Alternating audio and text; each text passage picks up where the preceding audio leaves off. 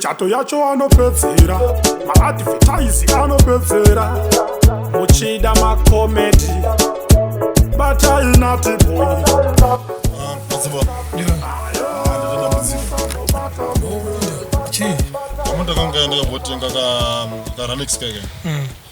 Ndaenda nako kwese kuamteki ndikaenda nako kune anozi maspecialist ese anogadzira motikari akaruramba inda handisuziva ba kuti zviri kufamba sei bhozi akomana tangana kuti anzi ifeni mwakamboti anzi imodulator panopinda modulator asi hazvilingika izvi kuti mota isamuke saka zvinenge zvamhepo ndatoti mutombo iyerese mota yebhozi yakasangana pameshini hapana chiri kubuda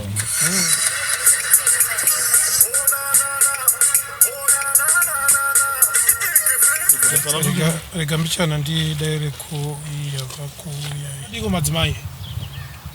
aiwa tiri nani mati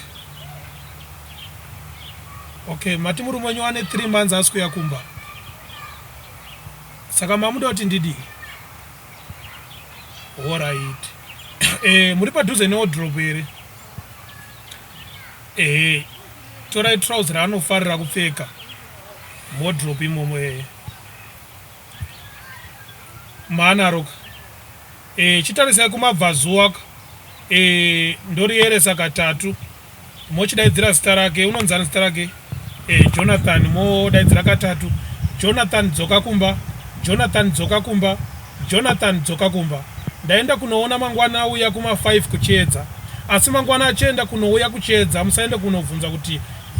wabva kupi aiwa zvinoita madzimai ndo zvatakatumwa izvi